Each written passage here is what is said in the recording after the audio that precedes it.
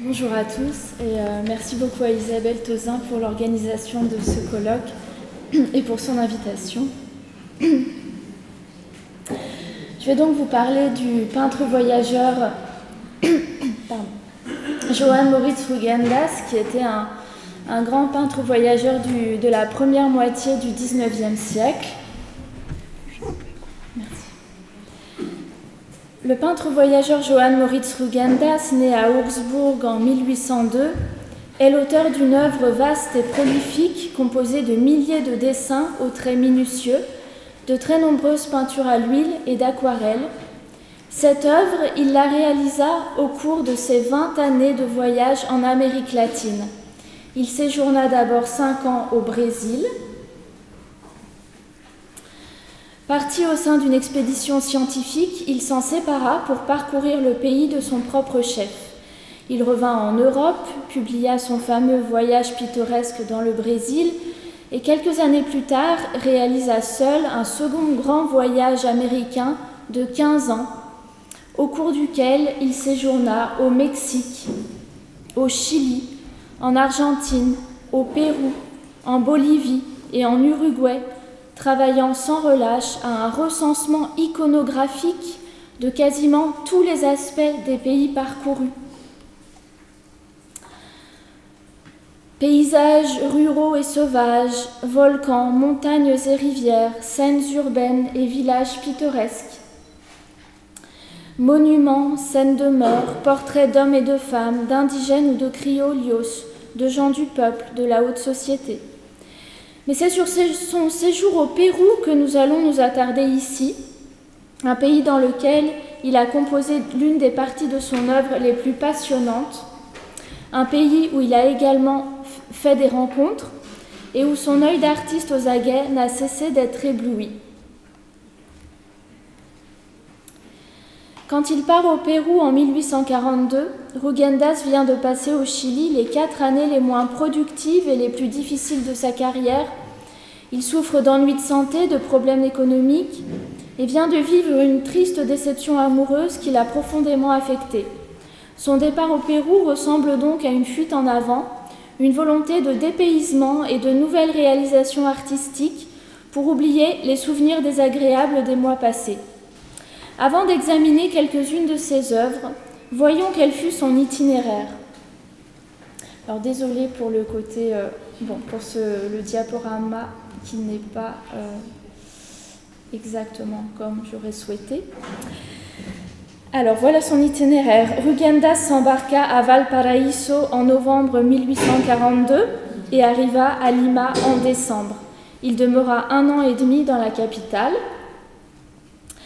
Il quitta Lima le 2 juillet 1844 et voyagea en bateau jusqu'à Islay. De là, il gagna Arequipa, où il retrouva son ami Juan Espinosa, puis il se rendit à Puno et à Juli, au bord du lac Titicaca. Il descendit jusqu'à Iquique,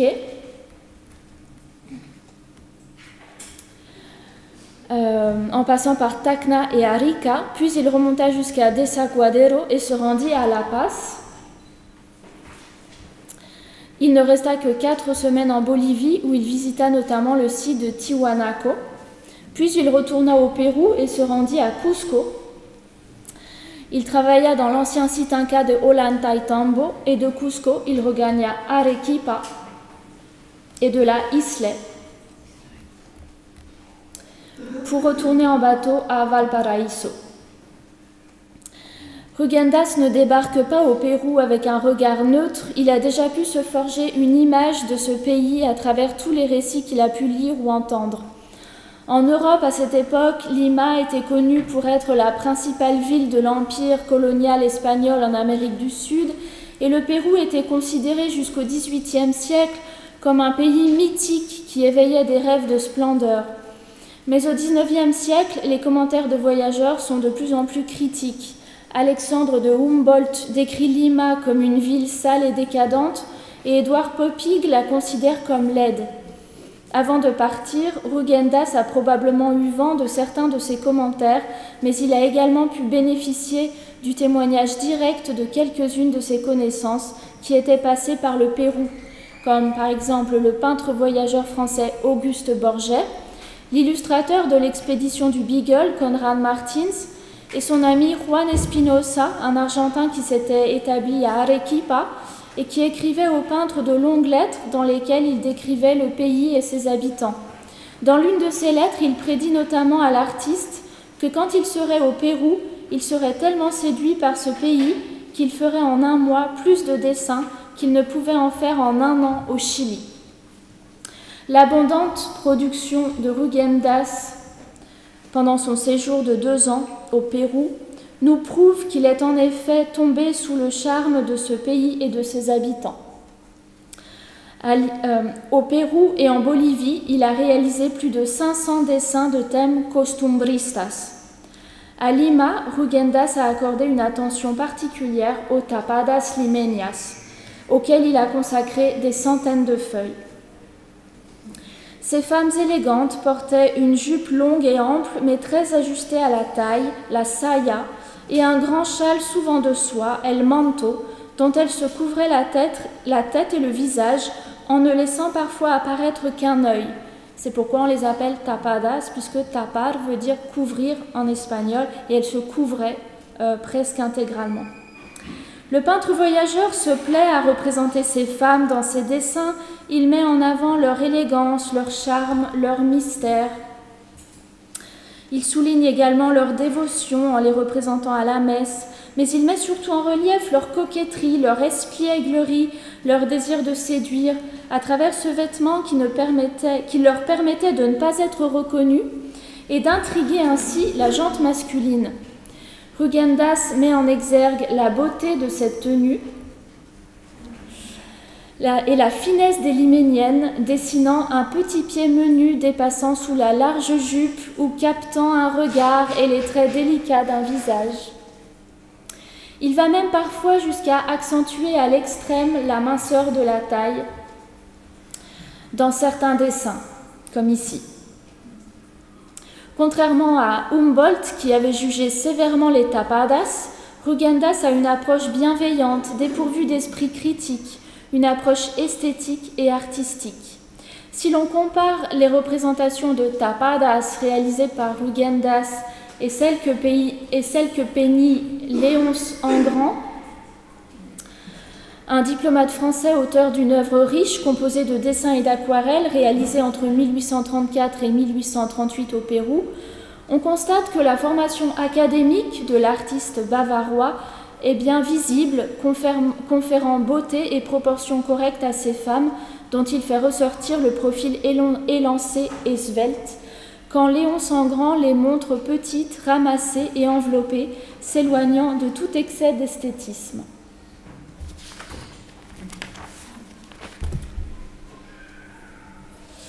Les femmes blanches de Lima sont loin d'être les seuls sujets de dessin de Rugendas. Il dresse également de très beaux portraits de femmes noires, d'indiennes et de métisses. Il saisit le regard rêveur d'une jeune lavandière distraite, où excelle à représenter le portrait en buste d'une belle jeune femme d'origine africaine qui se tourne légèrement vers lui et lui adresse un regard mélancolique. Sa beauté semble sublimée par le crayon virtuose de l'artiste. Rugendas était un excellent portraitiste, sa capacité d'observation et son don pour le dessin se ressentent dans chaque détail. Il dessine également avec brio le portrait d'une jeune fille élégante à Ollantaytambo, coiffée d'un chapeau traditionnel, et nous offre une magnifique étude d'une indienne d'Arequipa, portant de longues tresses et arborant un élégant couvre-chef. L'artiste semble saisir dans le regard de la jeune femme un certain vague à l'âme. Ces portraits sont davantage que de simples dessins. La personnalité et les états d'âme de ces modèles transparaissent. L'artiste nous propose une étude psychologique qui va bien plus loin qu'une simple approche exotique ou folklorique. S'il a toujours une prédilection pour le dessin, Rugendas s'entraîne également à l'aquarelle, comme dans cette étude représentant 3 femmes, 3 indiennes assises sur le sol, sur une feuille où d'autres personnages sont ébauchés. Le regard de l'artiste en voyage ne s'arrête pas aux motifs les plus courants et ses intérêts sont des plus diversifiés. Ainsi, Rugendas fait aussi le portrait à l'huile d'une religieuse du couvent de Sainte-Claire, vêtue d'un imposant vêtement de cérémonie d'un bleu intense. Tout l'intéresse, la population péruvienne dans toute sa diversité, bien sûr, mais aussi l'architecture des villes, les façades des maisons, les monuments. Depuis qu'il voyage en Amérique latine, c'est la première fois que Rugendas prête autant d'attention à l'architecture, aussi bien dans son ensemble que dans des études de détail d'édifices coloniaux. Les villes péruviennes l'émerveillent par la richesse de leur patrimoine historique. Rugendas reproduit de belles vues des ponts sur le Rimac, des rues et des places, en particulier de la Plaza Mayor. Il représente avec soin plusieurs célèbres maisons anciennes, de très belles églises, des couvents, des patios, les décorations intérieures des églises et des chapelles. Selon le chercheur Pablo Diener, Rugendas peut être considéré comme le premier grand illustrateur de l'art colonial. Ses dessins architecturaux sont précis et minutieux. C'est un travail d'orfèvre qui ne néglige aucun détail. Rugendas emploie également des procédés de mise en scène théâtrale de l'objet représenté. L'angle de vue est celui du regard du voyageur découvrant une façade à travers un arc trilobé qui encadre le sujet représenté et le met en valeur. Les différents dessins qu'il réalise servent parfois d'étude pour créer ensuite de grandes compositions à l'huile au sein desquelles il réunit les différents personnages qu'il a pu observer au cours de ses promenades dans les rues de Lima. Ainsi, la peinture à l'huile La Plaza Mayor de Lima offre au spectateur une magnifique synthèse de différents éléments formant le paysage urbain de la capitale du Pérou. À l'arrière-plan, une représentation précise et fine de la cathédrale de Lima offre une superbe toile de fond à une immense galerie de personnages qui se déploie au premier plan, juste à l'entrée de la place, encadrée par de majestueux édifices à arcades ornés de balcons fermés à jalousies. L'artiste montre son sens de la perspective avec une enfilade de colonnes à droite, et il déploie son talent pour l'observation des différents personnages, peuplant les rues animées de Lima. Les fameuses tapadas sont là, bien sûr, au centre, près d'un ecclésiastique à l'habit sombre et talonné par un enfant noir chargé de porter le tapis sur lequel ces dames s'agenouilleront à l'église. L'une d'elles se retourne pour regarder deux hommes en redingote et haut de forme qui les suivent du regard. À gauche, on distingue des hommes de la haute société, des soldats en uniforme, des enfants, un domestique noir s'amusant avec un chien. Non loin du trio de femmes, deux hommes à cheval contemplent la foule du haut de leur monture. Devant eux, un moine vêtu d'une aube blanche semble se diriger vers l'enfant au centre du tableau, qui quant à lui regarde fixement le spectateur dont il semble deviner la présence, à moins qu'il ne soit en train d'observer le peintre que l'on imagine installé avec son chevalet devant la foule bigarrée. À droite, une femme métisse revenant du marché, portant un panier d'osier sous le bras et ayant tout près d'elle une fillette qui elle aussi semble très intéressée par l'artiste, se dirige vers un groupe de femmes coquettes se tenant autour d'un marchand qui leur propose tissus et étoffes. Derrière ce groupe, des hommes en costume et chapeaux hauts de forme bavardent, et le regard se perd au loin parmi ces nombreux personnages peuplant la galerie couverte à droite et la grande place au second plan au centre. Des personnages à cheval, portant des ponchos et des chapeaux de paille, se tiennent non loin de la fontaine que l'on distingue derrière l'arcade à gauche, sur laquelle une affiche annonçant l'opéra Roméo et Juliette est placardée. Lui faisant face, une autre affiche annonce une prochaine corrida.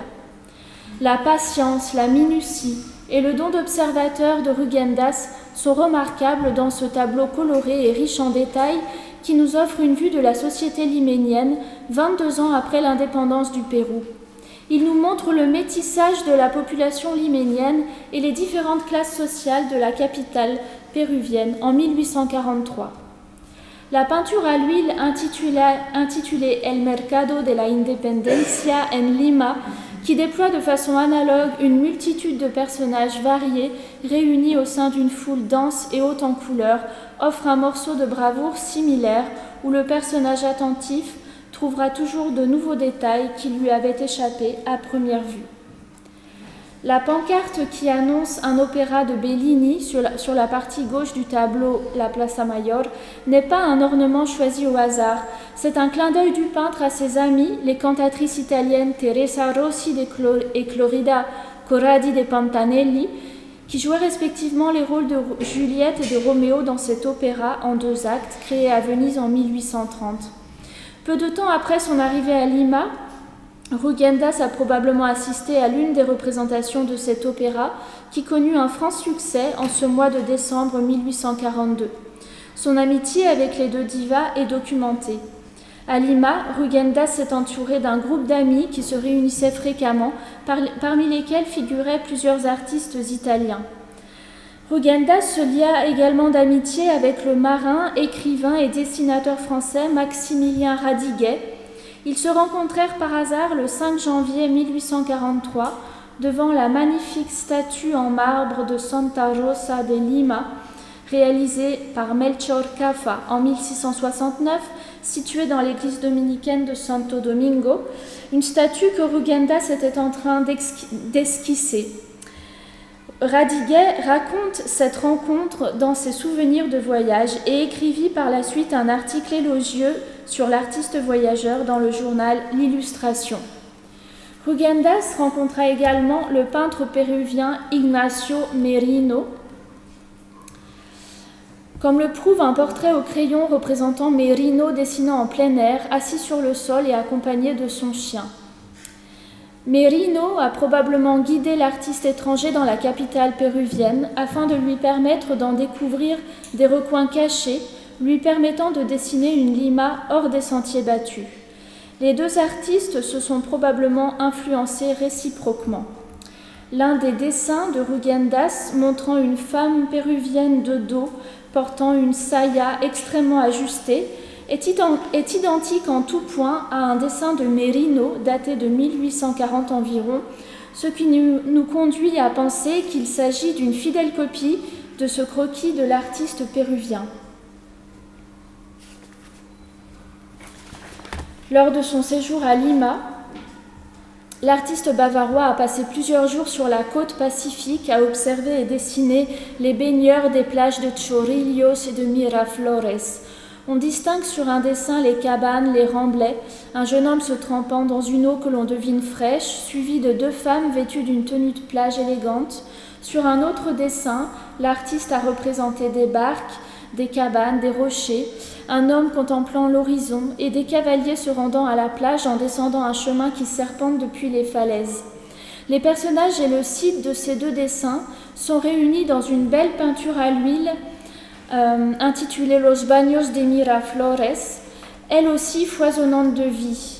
On retrouve à l'arrière-plan les falaises et le chemin qui descend au bord de l'océan, emprunté par des personnages à cheval.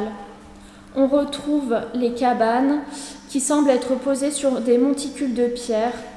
Au premier plan, des femmes élégamment vêtues de costumes de bain d'époque et coiffées de chapeaux de paille bavardent sur la plage, se hasardent à goûter la température de l'eau ou admirent le paysage. L'une d'entre elles renoue les lacets de ses ballerines, près de 3 enfants qui l'observent avec intérêt. Derrière elle, un Indien tient par la main une jeune dame qui semble émettre quelque réticence à s'aventurer dans l'eau, pourtant encouragée par une jeune fille à ses côtés. Derrière elle, une fillette tourne son regard vers sa mère, tandis qu'une belle jeune femme s'avance sur un cheval blanc. À droite, des femmes enveloppées d'un châle et des hommes élégants se tiennent en retrait, observateurs d'un spectacle auquel ils ne semblent pas souhaiter prendre part. Au tout premier plan, un jeune homme, de retour d'une sortie en mer, est assis sur une pirogue, devant laquelle sont étalés de beaux poissons qu'il vient de pêcher. Enfin, dans l'eau, de nombreuses personnes profitent des joies de la baignade, un loisir qui, au Pérou, dans les années 1840, était encore tout récent et réservé aux classes sociales les plus aisées. cours du XIXe siècle, ces classes sociales aisées commencèrent à réaliser des voyages sur la côte pour s'adonner aux bains de mer dont on pensait qu'ils avaient des vertus médicinales. Ces dessins et ce tableau de Rugendas ont, comme les autres, une précieuse valeur de documentation historique. Ils illustrent par exemple le fait que les premières cabanes de bain furent improvisées dans des baraques de pêcheurs et que des indios bañadores étaient payés par les riches baigneuses pour les aider à entrer dans l'eau. Document à valeur sociologique, cette peinture de Rugendas est aussi une petite merveille iconographique pleine de charme, d'anecdotes et de détails saisis au vol par le voyageur attentif. La diversité des postures, des gestes, des regards en fait un ensemble vivant où il n'y a aucun statisme, où chaque personnage est unique, où tout est animé et fidèle à une réalité finement observée. Alors qu'au Mexique, il n'avait prêté aucune attention aux vestiges antérieurs à l'arrivée des Espagnols, au Pérou, au contraire, Rugendas s'intéresse de près à l'archéologie préhispanique. À Lima, il visite le musée national et copie diverses pièces de céramique et d'impressionnantes momies découvertes à Trujillo. Près de Lima, il dessine les sépultures indigènes de la Magdalena et de Chorrillos et s'intéresse aux ruines de Pachacamac. À Cusco, il dessine l'ancien temple du soleil.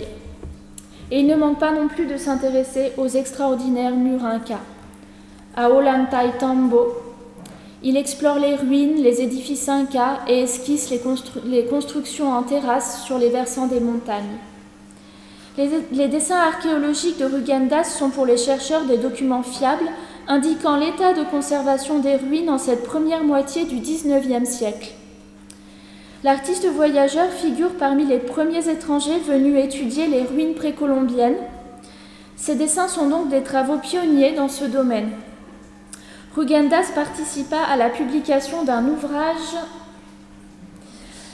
en 2 volumes intitulé Antigüedades Peruanas, publié à Vienne en 1851 par Mariano Eduardo Rivero, directeur du Musée national de Lima, et Johann Jakob von Tschudi, un naturaliste et linguiste suisse qui avait vécu 5 ans en Amérique du Sud.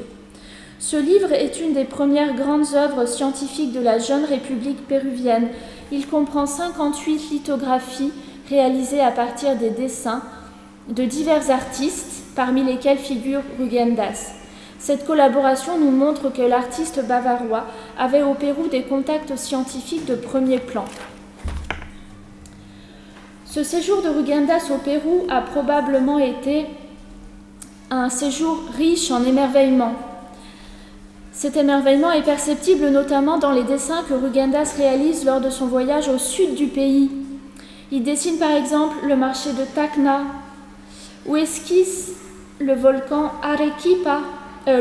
Misti, près de Arequipa. Rugendas s'intéresse aux églises, aux places, aux ponts suspendus, aux rivières, aux falaises. Il ne se lasse pas de représenter tout ce qui lui paraît intéressant et pittoresque, tout ce qui éveille sa curiosité et son sens de la représentation. Il construit souvent ses dessins avec un art de la composition qui ne laisse rien au hasard. Le dessin de la Plaza Mayor de Cusco est en cela représentatif de son talent et du métier qu'il a acquis.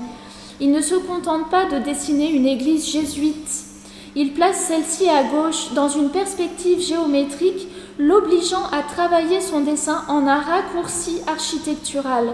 Face à ce monument imposant, pour éviter un déséquilibre de l'espace, il représente la croix qui domine la place sur la droite.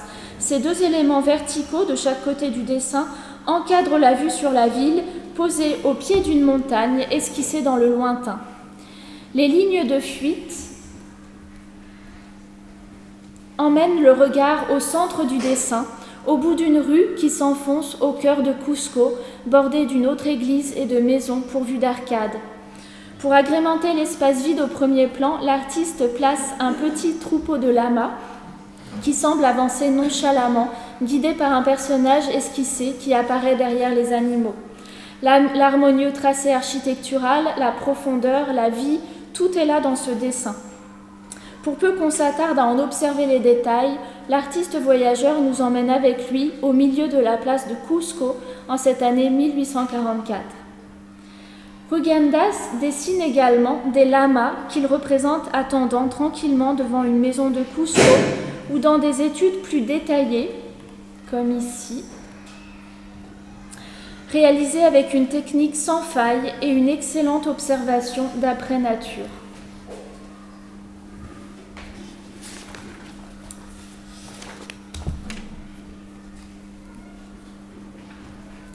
Le voyage, pour conclure, le voyage de Rugendas au Pérou a été, comme ses autres voyages, une découverte fascinante pour le peintre. Un regard attentif, observateur, bienveillant, mettant en valeur la beauté des Péruviennes et le pittoresque des villages, des villes et des paysages traversés. Ainsi pourrait-on caractériser l'œil aux aguets de Rugendas, qui a laissé en souvenir de son séjour au Pérou et en Bolivie un total de 1059 dessins à huile et aquarelle, aujourd'hui conservés au musée d'art graphique de Munich, au musée des Beaux-Arts d'Augsbourg ou dispersés dans des collections privées dans différents pays d'Amérique latine. Après son voyage au Pérou, Rugendas retourne à dire adieu à ses amis chiliens avant de s'embarquer en direction de Buenos Aires et de Montevideo, où il resta quelques mois. Par la suite, il séjourna de nouveau quelque temps au Brésil avant de rentrer définitivement en Allemagne où il finit ses jours sans parvenir à faire publier les milliers de travaux qu'il avait ramenés dans ses malles, ce qui lui causa un amer regret. Il mourut en 1858, 6 mois après s'être marié, à l'âge de 56 ans. Le séjour de Rugendas au Pérou fut une des périodes les plus fructueuses de son grand voyage américain, un séjour où, comme toujours, le travail artistique n'a pas empêché la naissance de forts liens d'amitié. L'un de ses amis, l'écrivain argentin Sarmiento, écrivit un jour « Humboldt avec la plume et Rugendas avec le crayon sont les deux Européens qui ont décrit l'Amérique de la manière la plus vivante. » Ces 2 années au Pérou ont sans doute dû compter parmi les plus belles de la vie du peintre voyageur et elle offre de nos jours au public et aux chercheurs une myriade d'images illustrant ce que fut le Pérou dans cette première moitié du XIXe siècle. Je vous remercie.